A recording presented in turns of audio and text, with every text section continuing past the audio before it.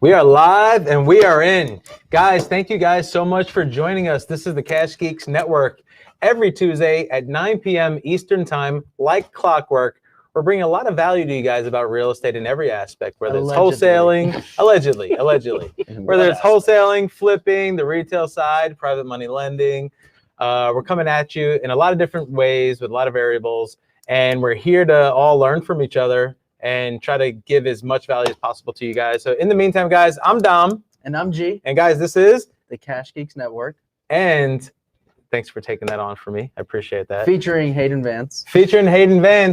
And tonight we have our extra special guest and a great friend of ours, Mr. Glen Friedman. And Glen Friedman is a professional also in a lot of different aspects of real estate. Yeah, professional is a tough word.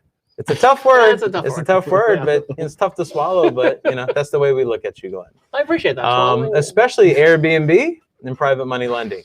And have you done a couple of other things? Have you flipped a little or whatever? Not well, but I have flipped a little. But I've done it enough to know that it's really not my forte, and it's not something I really want to do on a regular basis. The people who flip and so quick story.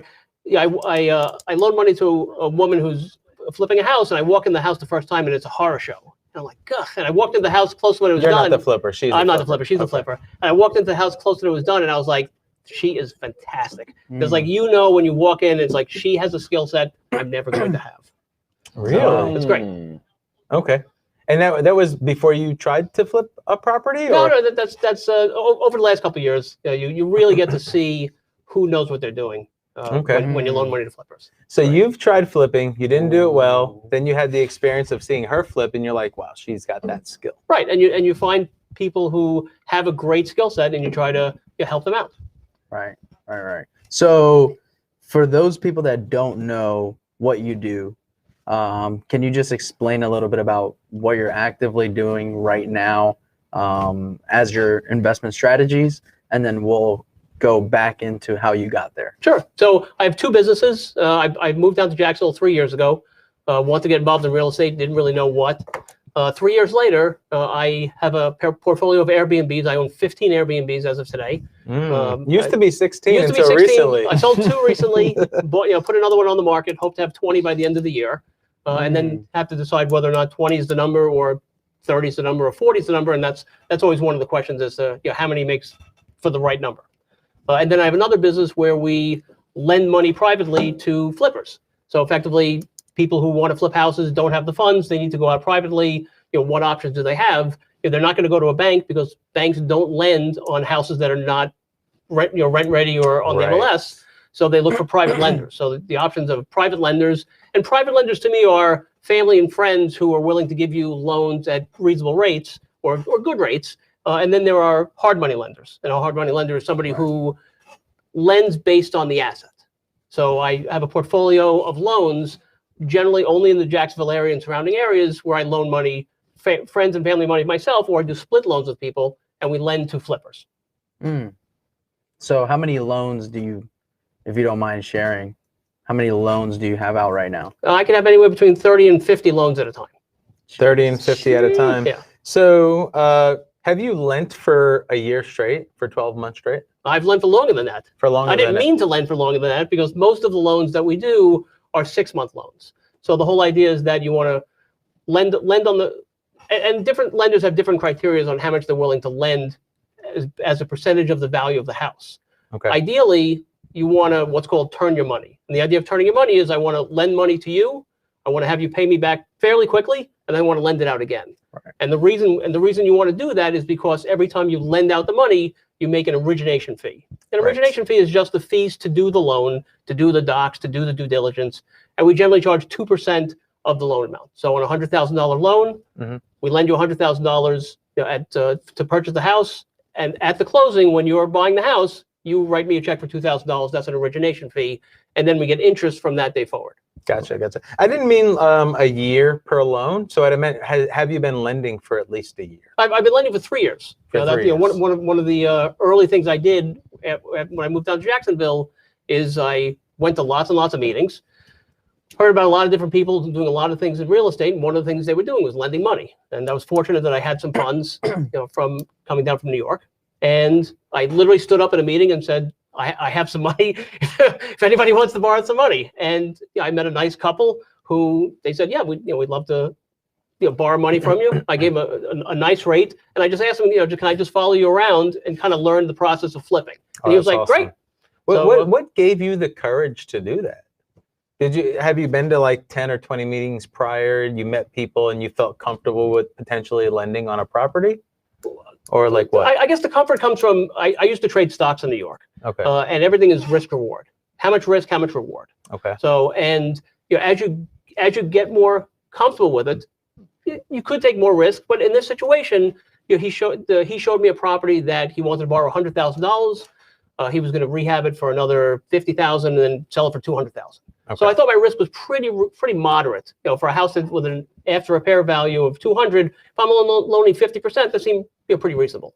Right. And it turned out he sold it for $220,000, and Nice. and it was a great deal, and it was a great process to learn how he did things, and I got to meet a lot of his contractors.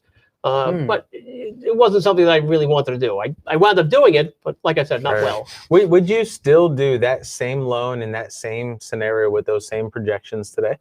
Every day of the week. Every day. Every day of the week. That's So Perfect. I mean, That's why we brought you on. Right. Generally, private lenders want to be, or hard money lenders want to be at a max percentage of about 65 or 70% of the after repair value. Okay. So if you think about it Including repairs? Including repairs. So $200,000 house, the most I ever want to lend to you is $140,000, because God forbid you go out and get hit by a bus, I have to get the house back. Not only that, but the house is not going to be in sellable shape. I need to finish the house, and there are selling costs and all the other things. And the goal for a private lender is always the same goal: how do I get my money back? Mhm. It really doesn't matter to me how much I make on it. I'm going to make money on interest, but the first rule, the second rule, all the rules is the same: how do I get my money back? Right. Because it's like, when I was in my 20s, I had $100,000 in credit card debt, and didn't sleep well, and when you finally pay that off and you're able to build some assets, I've been poor and I've been not poor, and I prefer being not poor now. And and it's much more important for me to keep my money than it is to worry about where my next money is coming from. Right. Got it. So that could have went entirely differently. You could have a bad lending experience, and your road would have not gotten you to where you are today. No doubt. Potentially. No doubt. One of the great things about real estate, and especially about the Jacksonville market, is, everybody's very welcoming down here. But when I first moved down, I was gainfully unemployed, so I didn't really have anything to do. So I literally go to meetings, as much as possible, and just kind of meet with people, meet coffee. What do you do? What do you think is interesting about the market? What would you do again? One of the questions I always like asking is, if you had to do it again, would you do the same thing? And if not, where would you go? And try to kind of understand where they came from. Interesting. Yeah, that's the best way. Like, fortunately, you were able to do it that way. So is that what gainfully unemployed is? Unemployed, but on good terms? So, gainfully unemployed is you're at an age where you really don't want to go work for somebody else anymore. It's like, I've been an entrepreneur for almost my whole life. Okay. And it's hard, as you get older, you just kind of get more set in your ways. So the idea of, what am I going to do? Go get a 9-to-5 job making $15 an hour to start and figure out what to do. But I was fortunate enough that I had some assets and I could deploy them and figure out my path. Right. So I want to talk about what made you who you are, like before you got into the real estate game, right? Because you were just hinting at, you got into the real estate game, but you were already used to taking risks and calculating risk versus reward.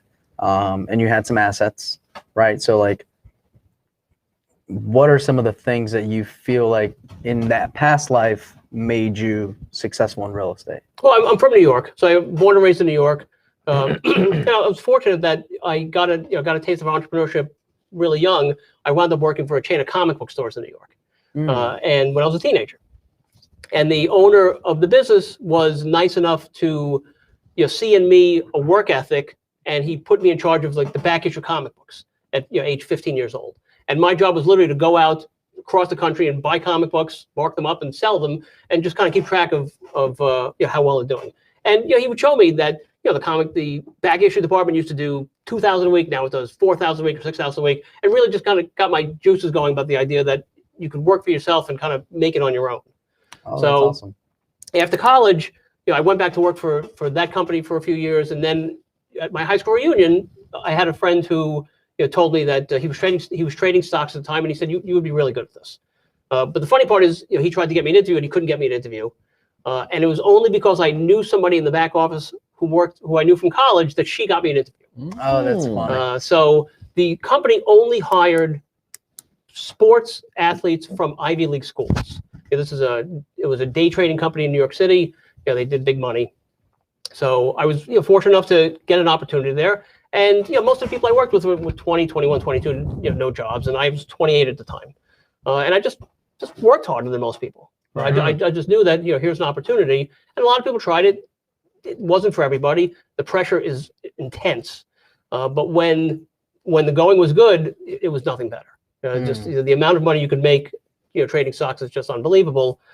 The downside, of course, is you could lose a lot of money, and you kind of learn how to balance risk and reward. But here's a job where you could make $10,000 in a day and go home furious. Because the guy next to you made $25,000, and you're like, well, he's not any smarter than I am. Like, why did he do it? So it's a whole trying to manage your emotion at the same time managing risk. So it was a ton of learning, and I did that for 8 years, until that stopped being fun and stopped making money. And then I wound up having my own franchise for 10 years. What we did is we did a franchise called Cartridge World. It was remanufactured printer cartridges, which was green and great, and people would like to refill their ink cartridges and buy remanufactured ink cartridges to help the environment. And eventually, it was good for some years. And then, Amazon came and, crushed the margins. and I always joke that, my next business, I don't want to compete with Amazon. So I wanted to do something that doesn't compete with Amazon.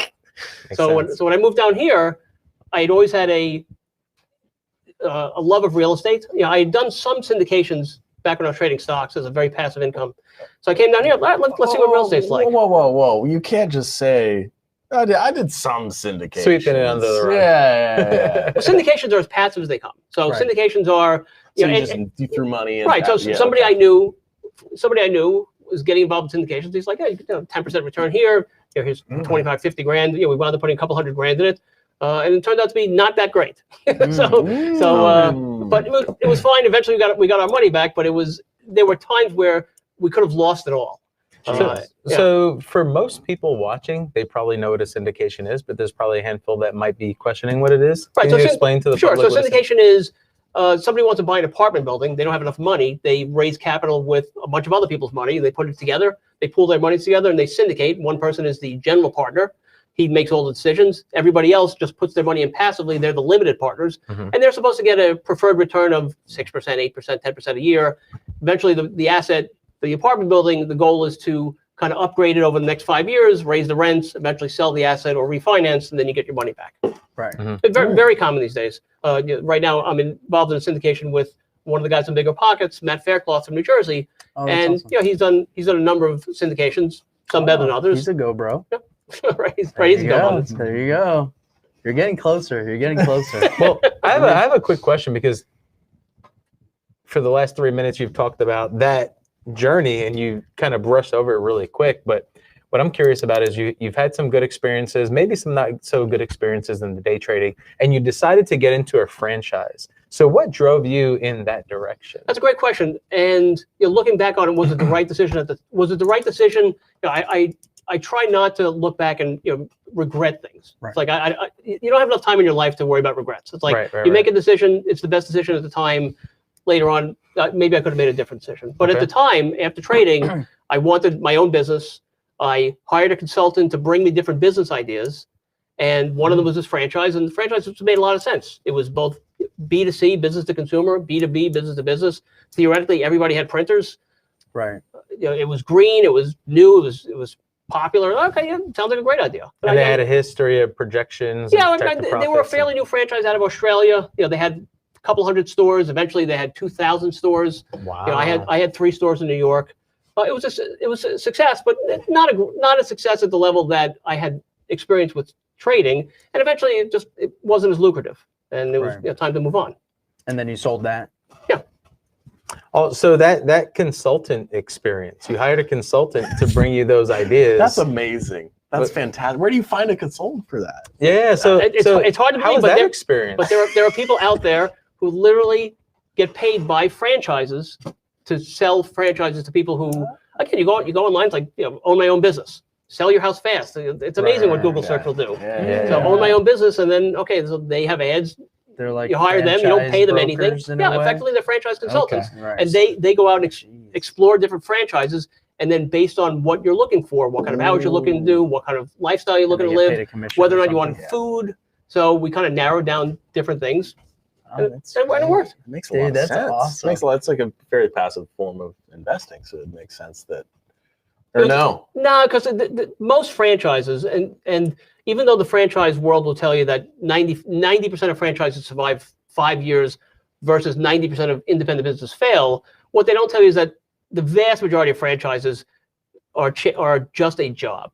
So Right. when you have one Subway franchise or one this franchise, it's a job. You're making 30 grand, 50 grand, 80 grand, whatever you're making. You're not making $1 million. To make $1 million, you need to own 4 McDonald's or 10 haircutting places, stuff like that. And that's fine. People do it, but the vast majority do not. Right. Hmm.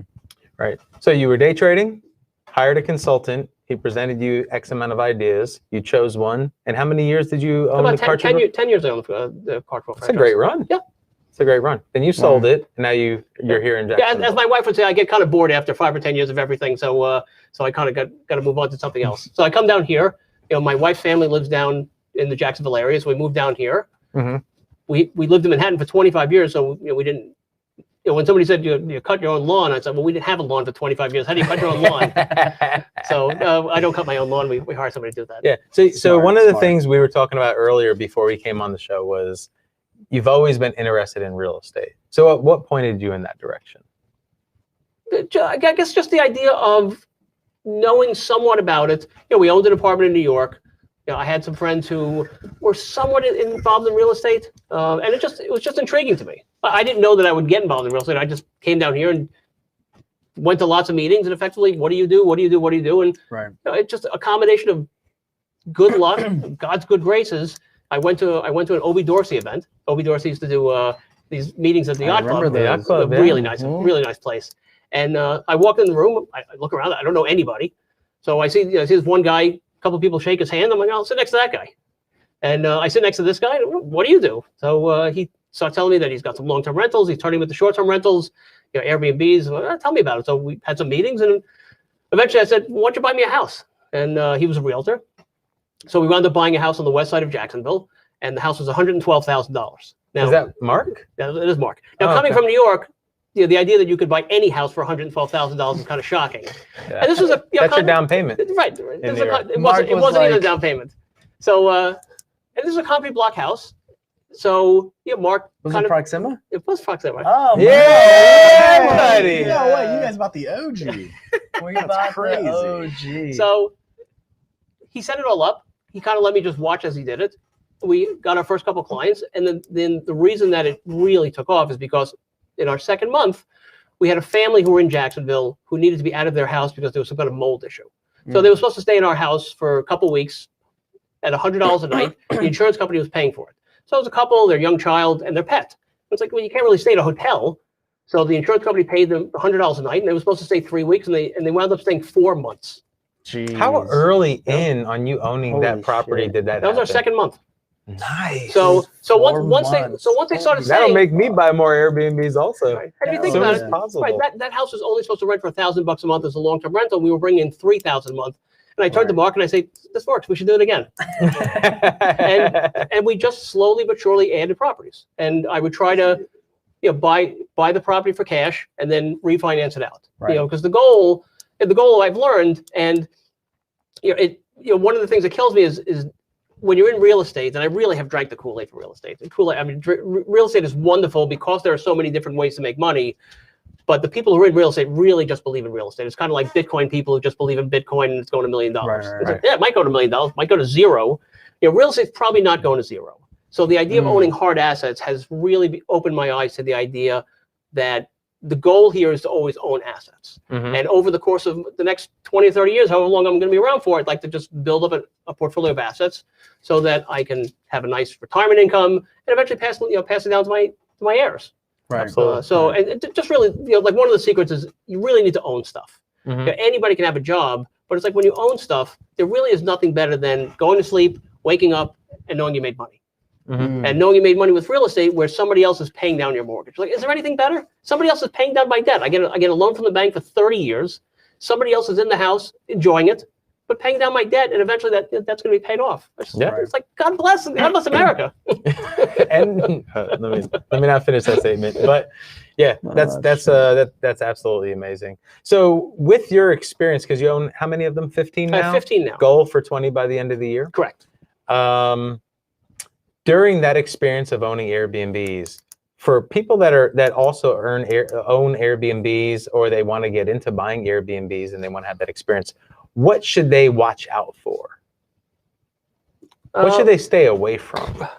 Maybe that's specific to this. There are numerous ways to make money in Airbnbs. Most people think of Airbnbs, they think of the beaches, they think of Avondale and Riverside, like really nice high-end stuff. In fact, almost everybody you say, oh, I have an Airbnb, like, oh, the beach. It's like, no, I have it on the west side of Jacksonville. And they're like, west side of Jacksonville? Like, who the hell's staying at the west side of Jacksonville? Right. It's like, where's the clientele coming from? And the clientele from my houses come from one of three things. They come from people who are visiting Jacksonville to visit family or friends or in events, that area, right? Or just visiting Jacksonville, and they want a reasonably priced place. Right. Could be work crews who are coming to Jacksonville that need a place to work. So one of our favorite types of clients is a blue collar company that has a project in Jacksonville. They're helping to build a Publix. They're helping to build the Amazon warehouse. They're doing something in Jacksonville, and they have blue collar workers. They need to put them in a house because it'd be too expensive to put them in hotels. Yeah. So for $150 a night, you can get a 3 or 4 bedroom house with bath and full kitchen, and they love it. So it's a great deal. And then the other people are just people traveling to Jacksonville, flying to Jacksonville so we have a number of houses across the Navy base who need to work in the Navy base for some period of time. Right. So we rent to military families, we rent to workers, it's just anybody. And it's not just people who want to stay at the beach and pay $300 a night or $700 a night or $1,000 a night. There's a whole niche for people who want to spend between $100 and $175 a night, roughly. And they just want a clean place that has nice beds, three beds, 4 beds, whatever. One of the interesting things you said what to look out for here in Jacksonville, almost 70% of the Airbnbs are 2 bedrooms and down. So we try to get 3 and 4 bedroom houses because that's where the blue ocean is. So you said by Jack's Beach is 2 bedrooms and down. No, what I'm saying is in Jacksonville. In Jacksonville, Jacksonville has between 1,200 and 1,500 Airbnbs right now, and that's going to go up as more and more people get into Airbnb. That's always one of the questions. The question is, how many Airbnbs do you want? Well, I don't know. What's the demand going to be like versus the supply 6 months from now, 2 years from now? More and more people are willing to try Airbnb now, and a lot of people who try it, really enjoy it and stay with them and don't go back to hotels. They like the idea of their own space. They like the idea of a kitchen if they want to cook. They like the idea of a backyard. Right. Yeah, it's a really great point. So all right. So back to the original question: what should people watch out for? So that should they stay away from houses that are a little bit too small, under a certain square footage, not enough bedrooms? I know we talked about the difference between 1 bath and more than 1 bath. Right. So what I would recommend to people who want to try Airbnb, and there's 2 ways to get into it. One is you could buy a house and Airbnb it, or 2 is you can arbitrage. You could try to rent a house from somebody who owns the house, pay them rent, and then put it out on the market and try to make the spread between them.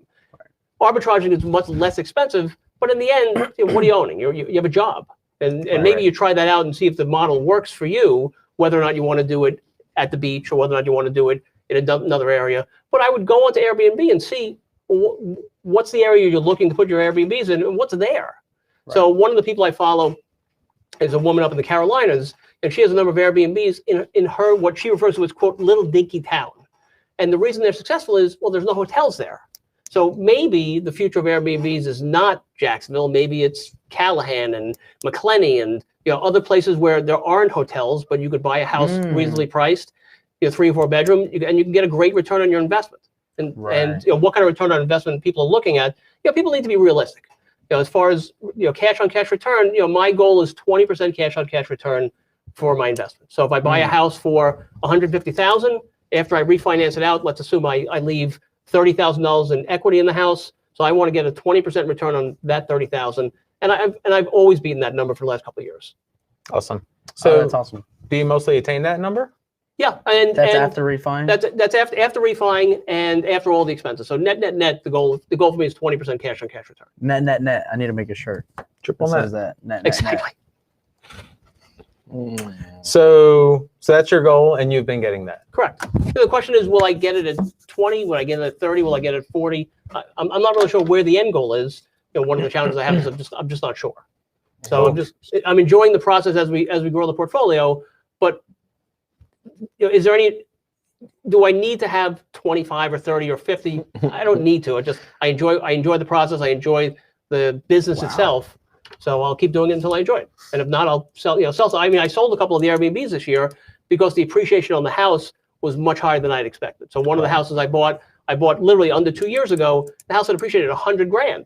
Right. It's like, I mean, $100,000 is a lot of money. Suckers that bought that? Not you guys. So, it's a nicer neighborhood. It's $100,000 appreciation. The question is, I'd like to take a couple chips off the table. Right. It's like when you go to the poker room and you win big, you take some chips off the table and kind of feel like you're playing with the house's money. Right. So that's a good point. So you sound like a day trader right now. I really do. So take some chips off the table and kind of redeploy the assets. Maybe I'll buy a house in a different neighborhood. Maybe I'll buy a bigger property, or maybe I will lend it privately. Okay. So Glenn, I'm glad you just said that, because I was literally thinking about selling a house because I didn't like my appraisal came low. So basically I have to leave money in the deal. And I'm like, just sell it, not have that happen. But I just did some math real quick.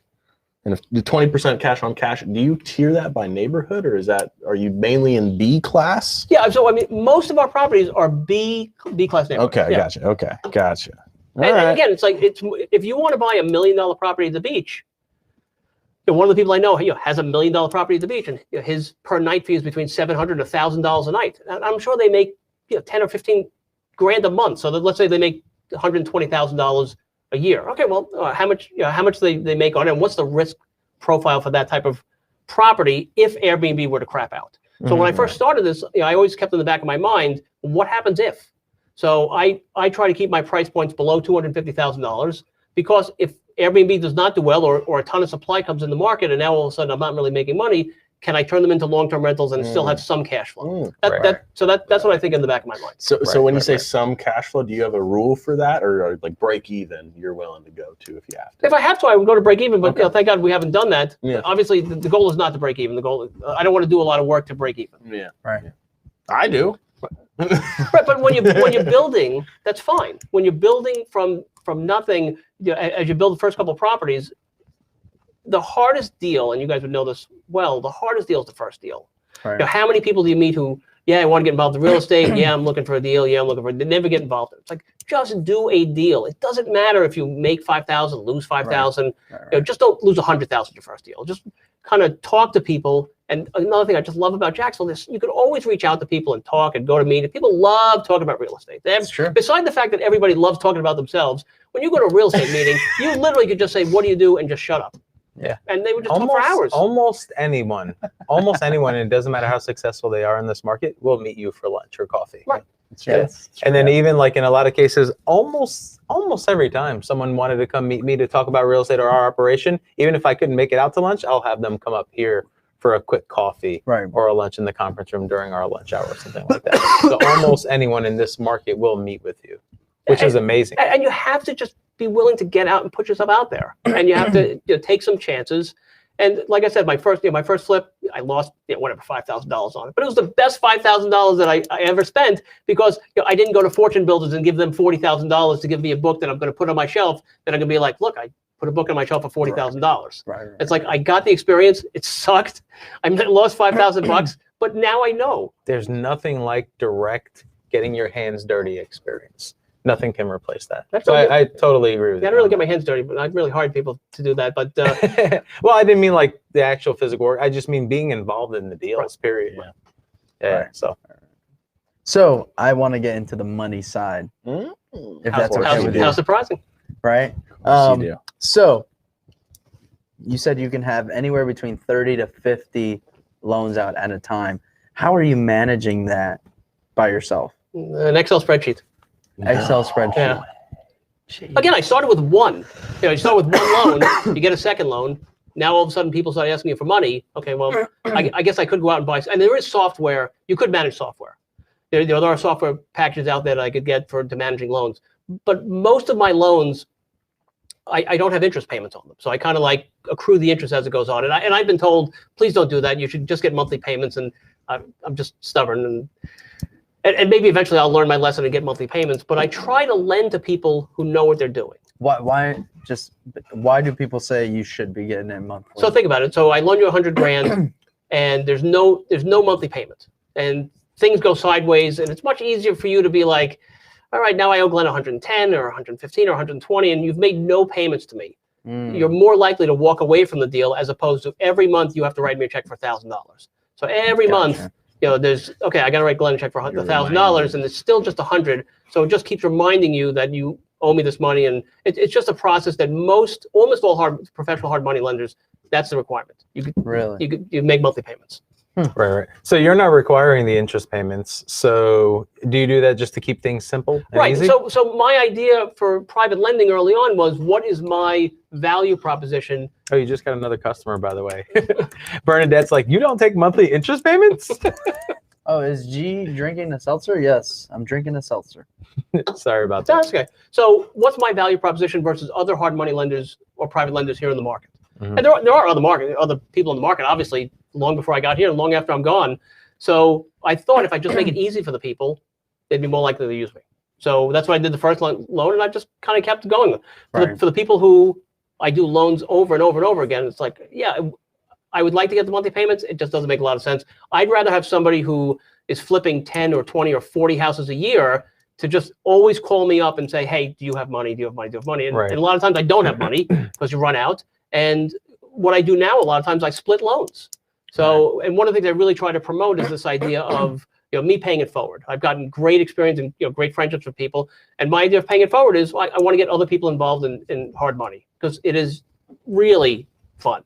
It is fun to give somebody the money that they make to turn a house from crap to beautiful. And when you watch the process and you make your 5% or 7% or whatever number you make, and they make 20,000 or 30,000 or 40,000 or 100,000, it's like, God bless them. It's like that's their skill set. They're very good at it, and I'm trying to help them. And I feel like I play a small role in that process. No, it's true. It's true. And we've done a ton of loans from you. Decent amount. And I bought houses from you. Yes.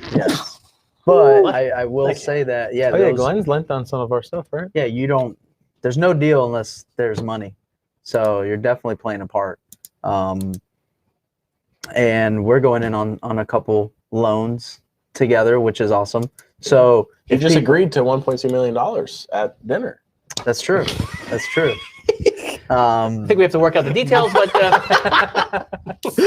so what does that mean, splitting loans? So let's say somebody comes to me and they're looking for $100,000, and I go to my bank account. My bank account says you don't have $100,000, but you have $40,000. So I'll do the underwriting of the loan, effectively look at the comps, look at where they're purchasing at, where they expect the after repair value to be, what their scope of work is, who their contractors are, do the due diligence, and then I'll say, is it okay if I just split the loan with somebody else? And now I can reach out to a network of people who come to meetings, who I've met over the last couple of years, who I know have some funds, primarily in their IRAs. A lot of people don't realize that you can take your IRA money and you can move it to a custodian. A custodian is just another company like Fidelity or Schwab. Move it to a custodian who will allow you to invest in real estate and in private loans, private lending. So Schwab and Fidelity, they're not going to let you do that. They're going to sell their products, stocks, bonds, mutual funds, ETFs. But you could take your money, if you're not working for the company, or if you have an old 401k and IRA, you could move it what's called self-directed, and then you loan the money out. And we make, generally the goal is to make 2% of the fee at closing, and then 1% a month. So the idea of 12% interest plus 2%. So we try to make 14% interest. If you turn your money twice a year, you try to make 15% interest. If you turn your money 4 times a year, you can make 18% interest. So it really is very, very profitable. And a lot of times, people have never done this before. They're very nervous. But I always say, look, we'll split a loan. So we'll be in together. We both have a first position lien. So if you're borrowing $100,000, it's 50%. So Dom and I are splitting the loan, 50% me, 50% Dom. We both have a note and mortgage. God forbid something happens to you, we get the house. And if not, we split the interest exactly 50-50. And it's a great experience. It's very passive. Except for the due diligence, it's really just kind of like watching the process, how they do it, just following up and see how everything goes. But it really is a lot of fun to to play a small role in other people's success. Yeah, it is a beautiful thing. I think we have 3 right now, right? Yeah. We have one with you. Mhm. We're splitting a loan. Thank you, Glenn. Which is going to be paid back soon, so we'll use your money again. Oh, that's awesome. Then we Oh. have Recycling and reusing. we have another I'll one. give you 12% more essentially- than I did last time. We had a wholesale deal. We had a wholesale deal, and we lent to the buyer, Yeah. right? And then we made around a $10,000 fee, Mhm. which we consider that our points. Okay. We made our wholesale fee, so we didn't charge points on the loan And how did you decide to lend to that person versus anybody else? because it was a no-brainer due to the asset. It was asset-only decision. And that's exactly it. People don't realize when you're doing private lending, people say, "Oh, what do I need to provide you?" Well, I'm not an institution. It's just me. Me and my team is me, Right. and I don't really care what your credit score is. I don't care what things are on your background. I care about the asset. So, Right. will this asset, if something happens to you, will I be able to get my money back from the asset? So that's really number one. Number two is what's the value of the asset now, and what will be the value of the asset later. So, Right. like you just said, that's the most important thing. And correct me if I'm wrong. I think the loan was like 60 or 70% of the asset's value. Is that around accurate? Yes. Yeah, so it was like a no-brainer loan. Right. We made a fee. We're going to make some interest, and we'll get our money back in the Yeah. next few months. Right, and you'll build a client who will come to you, and they'll have a great experience, and they'll tell other people about Right. about it as well. And that's And another if they thing. don't pay it off, I'll just move into it. So it worked out. Okay, so I'll go go ahead. squat. I'll You'll have go to go. squat. You'll have to go offer me cash. I'm not a big fan of squatters, but people do talk about squatters and Airbnbs once in a while. But Ooh, knock on that's wood. got to be an interesting. Knock- lease knock on wood. scenario. Thank God we haven't- Airbnb. That's got to be. You know what? I asked ridiculous. Mark about that within the last week, and I don't think that's an issue. I don't think they get to stay. No, think they the- don't because The cops will come and just take them right out of the They're house. supposed to fall under the transient law like you're a hotel. So when somebody's in your hotel, they're not supposed to be. The police come and just take the person out. Mm. Mm. Thank God that's we've never dealt with that. Awesome. I've been. So you don't have a squatter issue. Not today. Not Have you today. had squatter challenges in your Airbnbs? No. Glenn doesn't know where I'm sleeping. Have you had any long-term rentals? I have a couple long-term rentals. I wound up buying a house from. Let me think. It was Cash Geeks, who told me that the Oh. house was empty, and when I got there was a tenant, and the tenant was going to live there for another couple months. And I guess I'll have to You're buy it with the welcome. tenant. Yeah, thank you. Yeah. But they were nice enough to move out when they said they were going to move out, and nice family, and they found another place. Oh, that's the one in 4-4 or Correct, 1-0? 4-4, Yeah. I felt bad now, because all at Glenn. the end. and now we're rehabbing that one. Oh, are you talking about like La Ventura or whatever? No. was Before Malcolm. that. Malcolm. Oh, Yes. I felt bad, Glenn, because you said you wanted a vacant property, but I did want you to have some cash flow. Yeah. So I I actually don't know the story behind that. I wound one. up paying my interest costs for a month or two. But There you go. again, I'm appreciative because I did buy another house that came with tenants that I wound up buying from another wholesaler, and I was talking to Gonzalo, and Gonzalo said, "Hey, that's a great house for one of our buyers who's a hedge fund." And I said, "Okay, well, what do you think we could sell it for?" And Gonzalo was nice enough to say, "Well, I think we could sell it for this amount of money." And I said, "Yeah, you're not going to sell for that amount of money." And my God, he did. And, and I couldn't believe it. Can you give the numbers Sure. I bought on that? Because I bought think the- people I are bought the- curious. I bought the house for $140,000 from a wholesaler, and Gonzalo said that he could sell the house for $200,000. Did the wholesaler assign it to you? The wholesaler assigned it, but they actually had to close on it because of a title issue. So they Okay. had to close on it and then do a double close. So Okay. I paid roughly $140. Gonzalo says he could sell it for $200. I owned the house for a month and a half, and I'm like, if you could sell it for $200, no problem. And he wound up selling it for $220,000.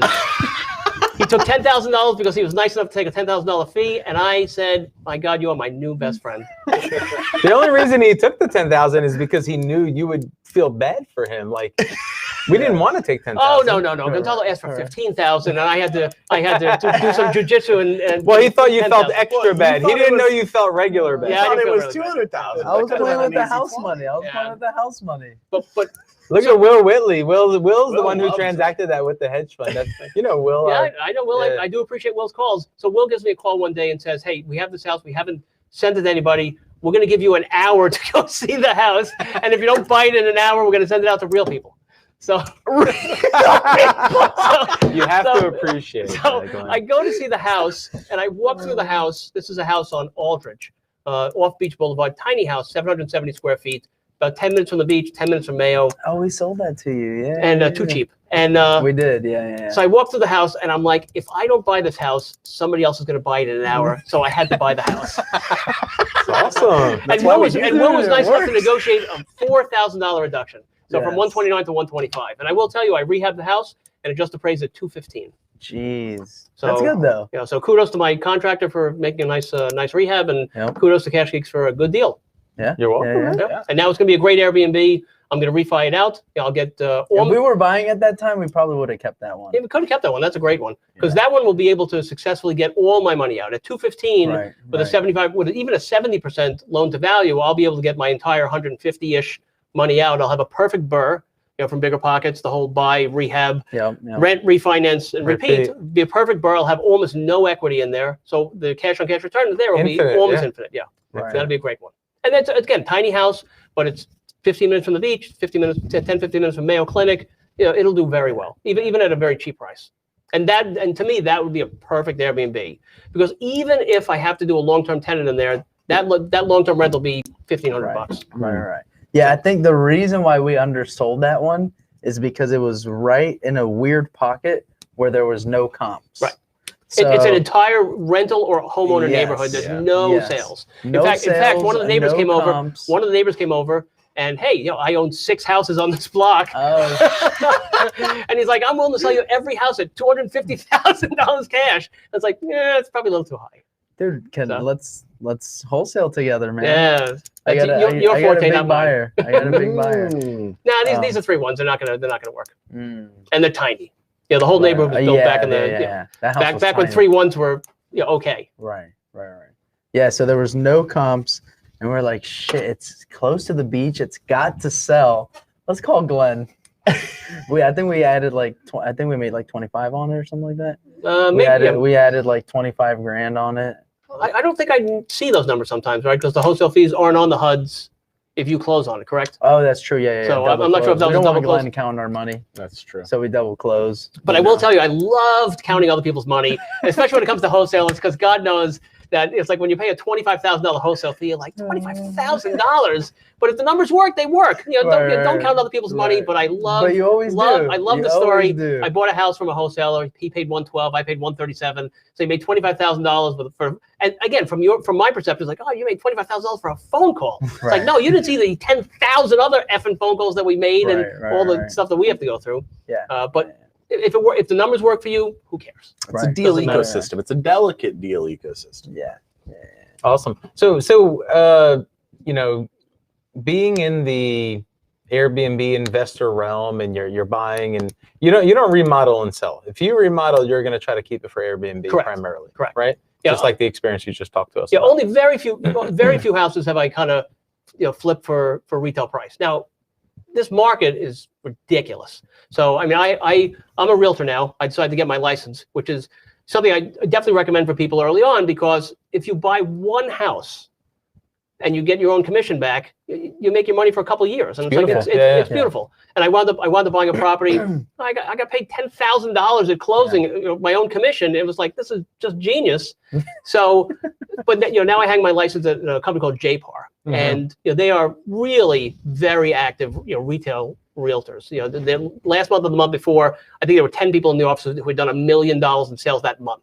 Wow. Really people who know what they're doing. Sean O'Neill has done a great job making a great team. Yeah. And you see the market. And last month, 45% of the houses in Jacksonville sold for above the asking price. And it's like, this cannot go on forever. This has been almost a straight up bull market for 7 to 10 years. The question is, what happens when things start cooling down? Right. So, and that's always the question of, most of the people in the real estate have not seen that. Yeah. Even JWB, who's been in the market for 07, they saw a crappy market early on, but they've been selling houses to investors for 10 years straight up. Right. So what happens if and when the market does turn? It's something just to be aware of. And again, it just goes back to risk and reward. My risk profile is I want to keep houses at a certain price point. I don't want to buy $1 million house on the beach that might make me $150,000 net, but I might lose $50,000 or $100,000 if I have to. God forbid I had to sell it in a down market, or God forbid Airbnb doesn't work, or they change the regulations. I mean, that's another thing to be aware of. Is regulations can change in different municipalities. That can have a significant effect on Airbnb. Right. So one of the questions. Yeah, I think Hayden was in elementary school the last downturn. Yeah. No, I was 8. Yeah. So one of the questions I wanted to ask is, once people know you as an investor with cash, people come in your direction. They're sending you deals, they're sending you properties they want to borrow from you. They know people in this market, everyone knows each other. I mean, it's not a small circle of people, but it feels like a small circle. Everyone knows who the active individuals are. So you got a deal from us. It was a great deal. It could be a perfect bird, nearly infinite cash flow. How many deals go in your direction like that? Not many. And how frequent? One a year, two a year, where you're like, you know what? That's a good ass deal. A couple a year, I would say. But the vast majority of people who know me, either as an Airbnb operator or as a private money lender, they're coming to me because they want to get into the Airbnb business and like to learn how to do it, or they have a deal themselves. They're not coming to me saying, "Hey, I got a great deal. Would you like it?" So I'm splitting a loan with. I went to Orange Park yesterday, the day before. Somebody who I'd never met was referred to me. They got a deal. They're buying a house for effectively $150,000. That's a $250,000 house that doesn't need that much. Maybe it needs $15,000 in repair. And it's like they're gonna make great money out of 50, 60 grand. So you don't really need that many of them to have a nice life. Absolutely. So it's a 3-2. It's a perfect house for a hedge fund. But that segues Glenn, into the let's next split the question. referral Where are fee. these sweet referrals at? If you're getting these deals. Again, I'm only getting the deal from a lender point of view. Income, let's make some active. Active is the new passive. Yeah. But we'll be active and you can still be passive. Yeah. Active income equals higher taxes. Passive income is lower taxes. That's true. So trying to do more of the passive investing, making money actively, taking your salary, putting the money in the 401k, the IRAs, the solo 401ks, and then as time goes on, trying to build up more of the retirement accounts so that the money becomes either tax deferred with regular IRAs or tax free with Roth IRAs. And that's one of the things I love talking about. You come to one of our meetings and there's always somebody talking about Roth IRAs and how you can get more money into Roth IRAs, and eventually you live a tax-free income of life. That's a good thing to talk about real quick because we're getting close to the tail end. We have about 10 or 11 minutes, but you run a monthly meeting, right? A monthly real estate meeting here in Jacksonville or close to it, Fleming Island? Right. So when I came down I live in Fleming Island, and I had found that there was a monthly meeting on Fleming Island. So I went to the meeting. It was run by a woman named Deb Racknell. Mm-hmm. She used to go to the JaxREIF meetings and wanted to run her own meetings because she wasn't a big fan of the selling you stuff at all the monthly meetings. So she ran her own meetings, and there weren't a lot of people at it, 6 people, 10 people, whatever. Unfortunately, she got sick, and I was asked to take over the meeting, and I've slowly grown the meetings. So now we bring in speakers. We had a CPA this month. We had 50 people show up. Dude, I'd say it's the hottest meetup little thing. Right, the hottest thing not called Yellowbird.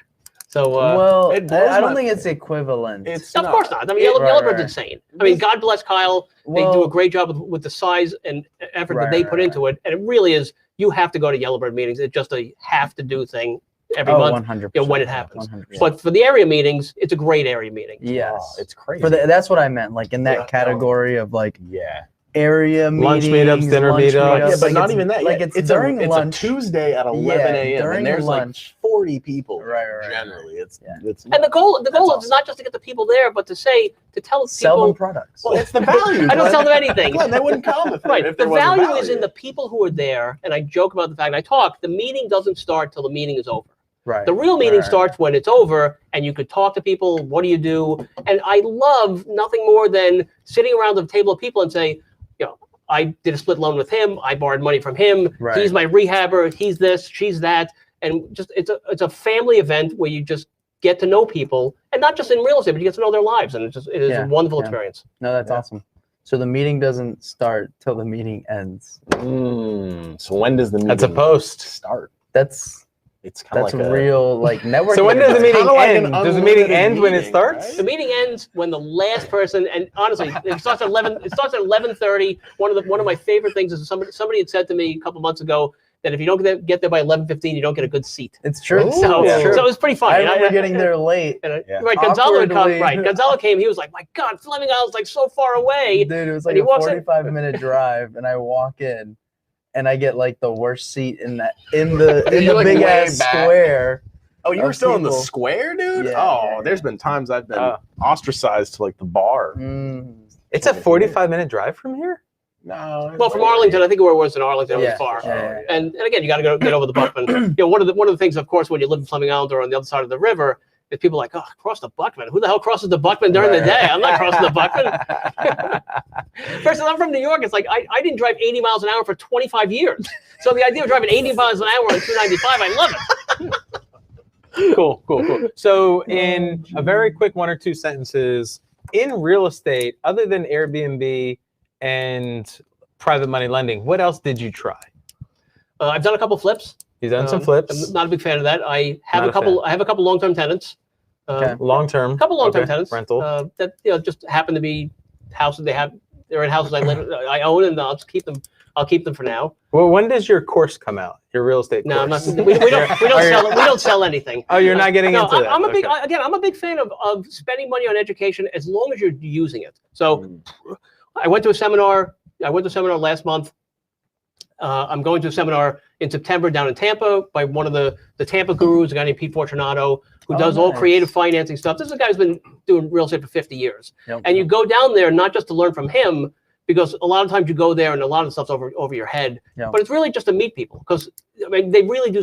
They say it all the time. Your net worth is your network. You need to meet people and find out what they do and just talk to people. It's great. And I'm going to do a seminar in October to learn about property management. The guy up in Atlanta named David Tilney does a famous property management course called Master Leasing.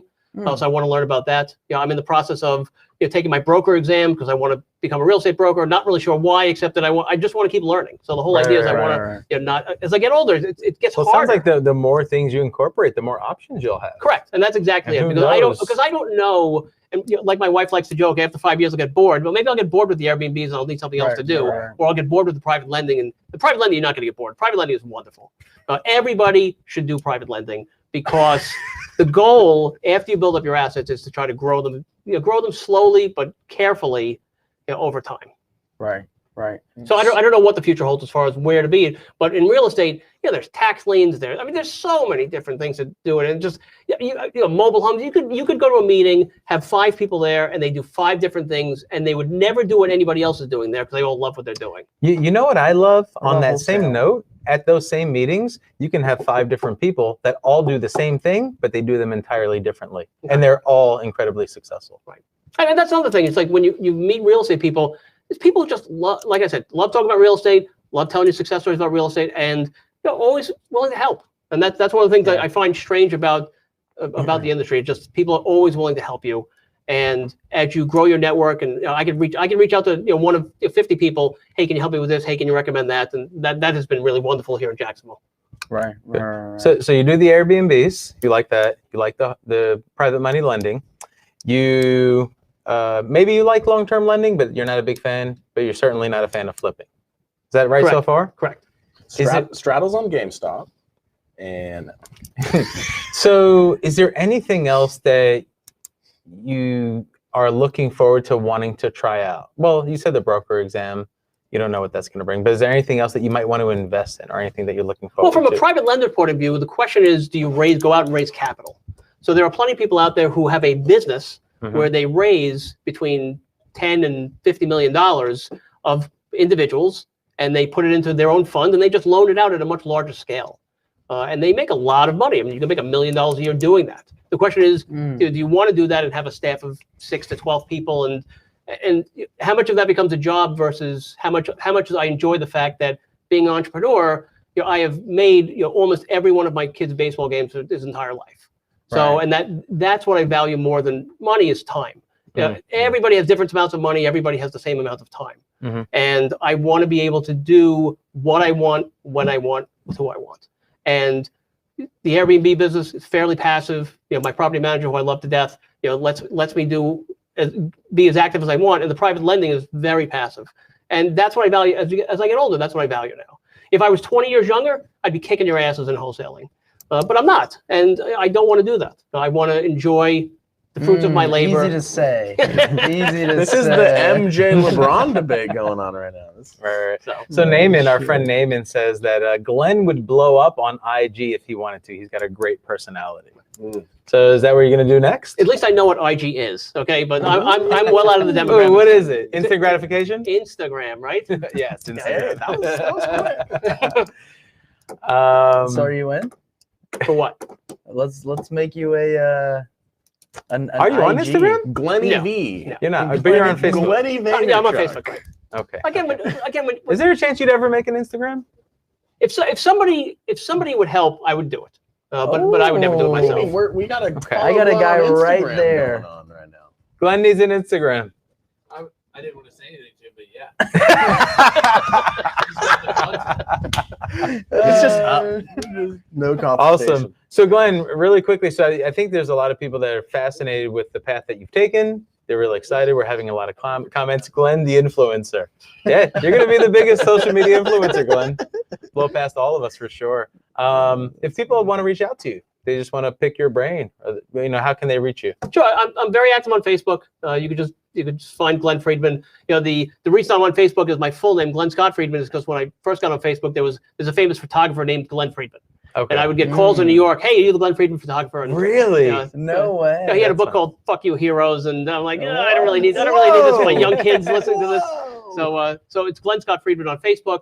The name of my company is Gramercy Union, which is named for two neighborhoods I lived in New York, Gramercy Park and Union Square. Oh, I didn't Oh, that's realize so it's that. gramercyunion.com, and you can just reach out to me, and obviously I'd love to get together for coffee and kind of give you a little couple nuggets and help you out. And if they want to come to your monthly meetup, how do they do that? Right. So the Whitey's meeting is on the fourth Tuesday of the month. Every fourth Tuesday of the month.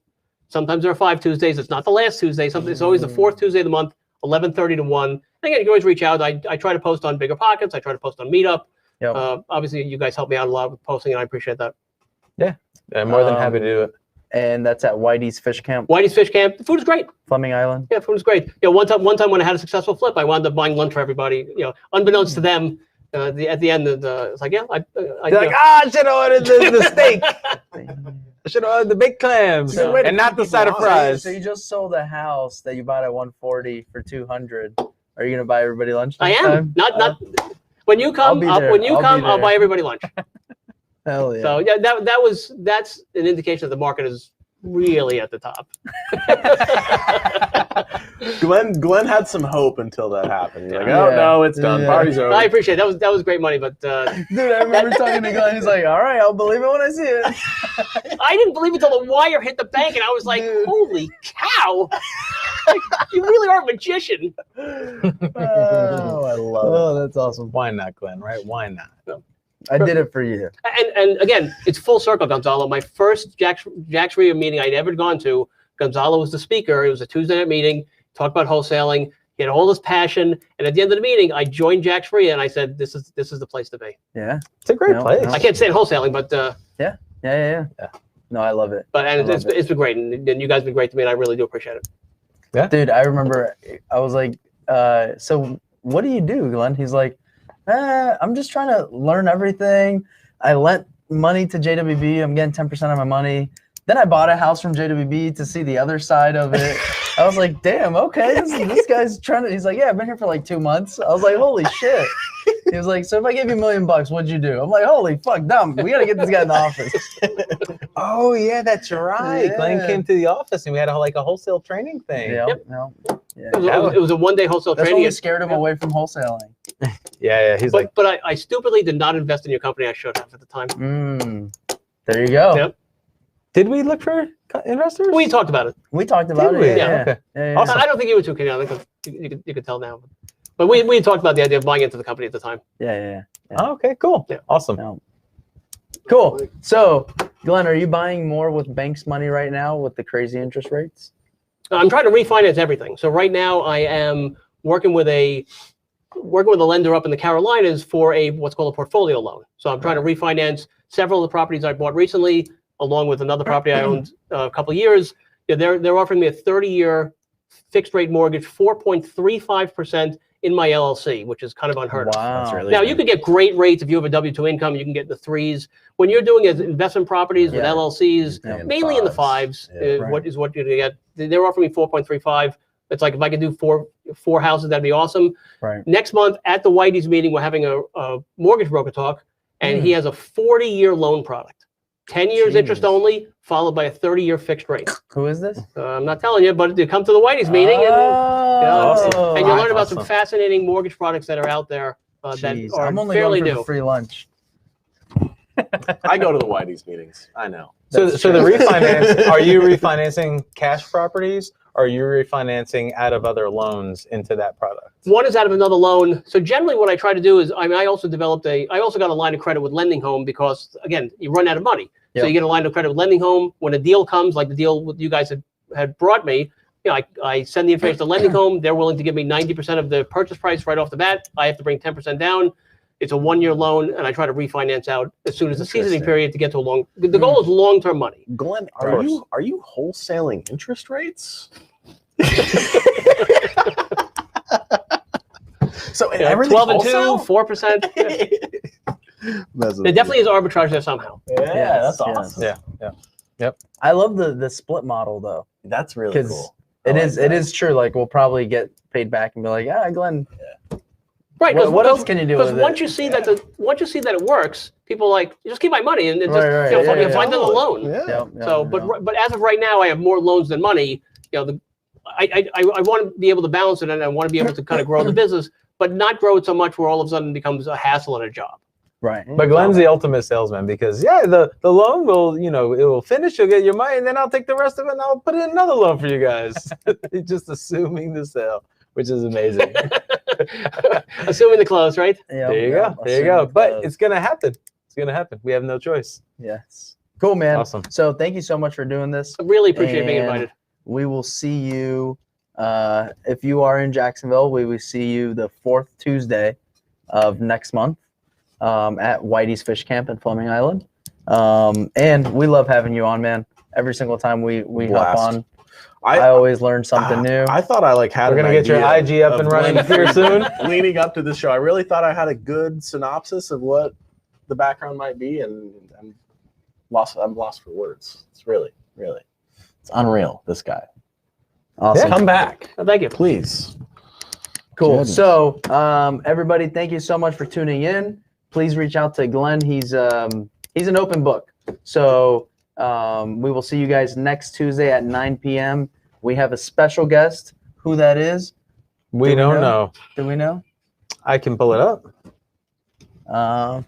Is next week? It's not. Oh, is that your brother? is I that think. Diego? I think it's your brother next week. Yeah, pretty I certain. think it's on a Wednesday, right? Yes. Yeah. Oh, that's true. So scratch that. Not next Tuesday. Next week is actually going to be on a Wednesday. My brother's coming into town that Wednesday. Still so 9 p.m. So Yeah. we're gonna have him on Wednesday at 9 p.m. Eastern, and can't wait for that. Glenn, thanks again, guys. I'm G, And I'm Dom, and this is the Cash Geeks Network. Peace. Good night.